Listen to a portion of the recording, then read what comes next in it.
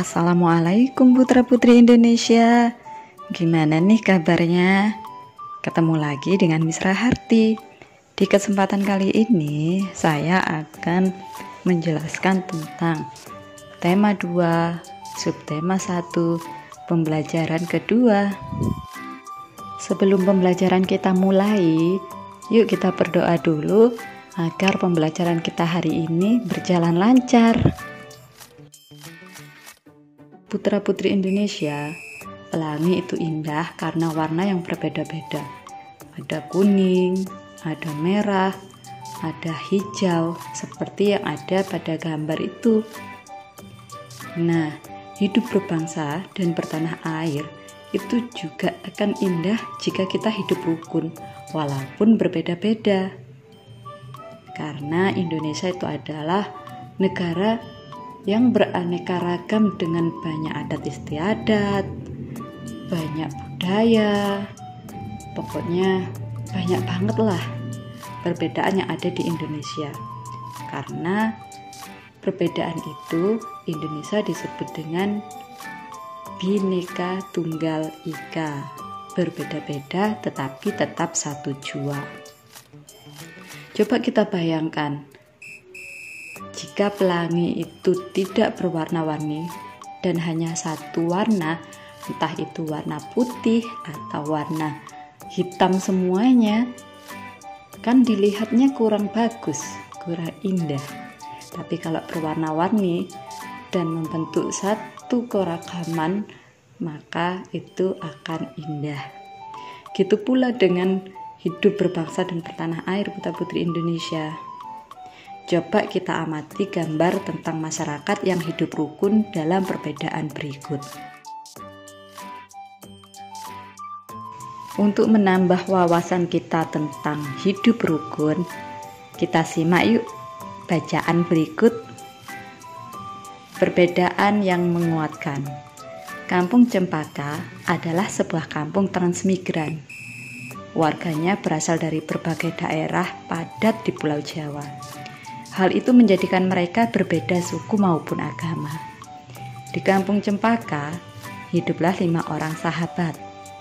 Ada Asnah yang berdarah Sunda, Utami dari Banyuwangi, Tony seorang anak etnis Tionghoa yang sebelumnya tinggal di Semarang, Wandi dari suku Tengger di Jawa Timur, dan Marta, anak seorang pendeta yang dahulunya tinggal di Solo. Di kampung Cempaka, rumah mereka bersebelahan dan mereka pergi ke sekolah yang sama. Itu sebabnya mereka sangat akrab. Mereka suka bermain bersama dan sering menghabiskan waktu di rumah satu sama lain. Meskipun berbeda suku, kebersamaan begitu kental terlihat dalam keseharian mereka. Bersama anak-anak lain di kampung Cempaka, mereka setiap akhir minggu berkumpul di balai utama kampung. Biasanya, selain berolahraga bersama, mereka juga kerap berkeliling ke rumah warga, membantu melakukan apa saja yang dibutuhkan warga. Kadang-kadang mereka membantu warga lanjut usia, sekedar membereskan rumah atau menyiapkan makanan. Sesekali mereka juga membantu orang tua yang sedang bekerja bakti membersihkan lingkungan. Dari Tony, mereka belajar menari barongsai. Lalu mereka ajarkan tarian itu kepada anak-anak sekampung. Sementara itu, setiap tiba saat panen, Wande dan keluarganya akan sibuk memimpin warga membuat tumpeng gede, yaitu nasi khas dari daerah Tengger yang dibuat untuk mensyukuri berkah Tuhan dalam wujud panen raya. Sikap toleransi yang ditunjukkan kelima sahabat itu memang sekedar berupa hal-hal kecil. Hal kecil dalam keseharian itulah yang mencerminkan kehidupan Bhinneka Tunggal Ika di kampung Cempaka yang kaya akan perbedaan. Mereka hidup damai, berdampingan, dan tulus saling menjaga.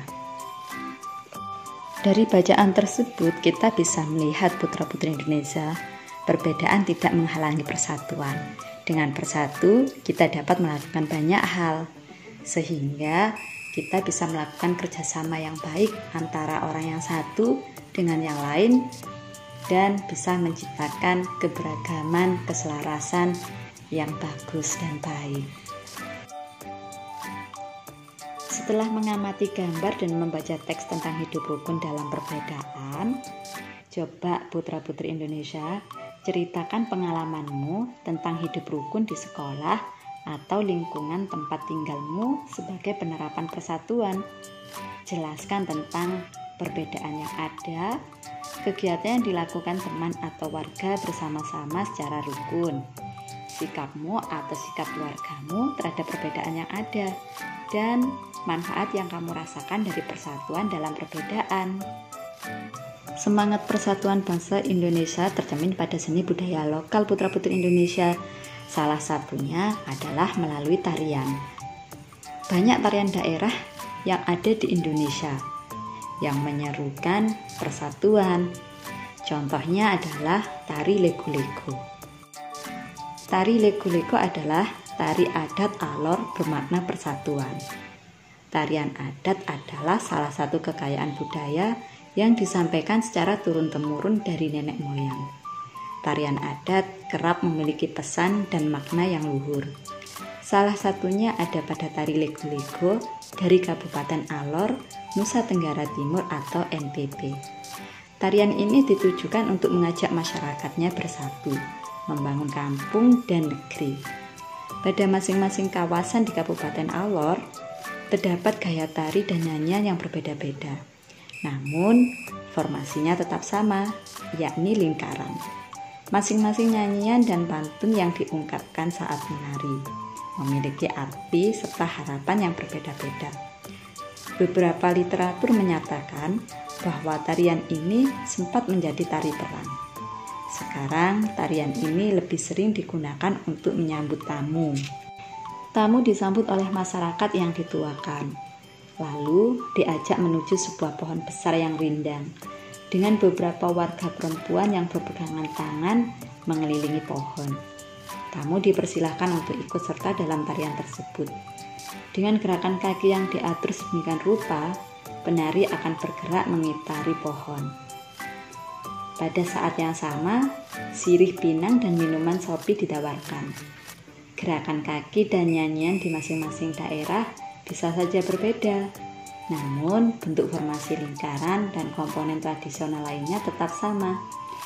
Di dalam lingkaran, ada 3 lelaki yang memiliki tugas berbeda. Ada pemukul gong yang nadanya akan digunakan untuk menghitung langkah penari. Kemudian ada seorang lelaki yang bernyanyi sekaligus mengucapkan pantun. Dan seorang lagi bertugas membagikan sirih pinang serta minuman sopi. Selain menjadi identitas setiap suku, tarian ini menjadi salah satu identitas pemersatu masyarakat Alor yang punya mimpi agar masyarakat dan pendatang terus bersatu membangun kampung serta negeri. Dari tari Lego-Lego tersebut kita bisa belajar bahwasanya kebersamaan dalam sebuah tarian itu sangat-sangat diperlukan putra-putri Indonesia.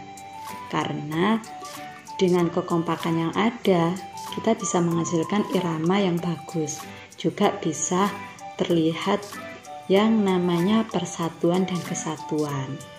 Nah, setiap tari tradisional terdiri atas penari yang melakukan tarian secara perorangan, berpasangan, ataupun berkelompok.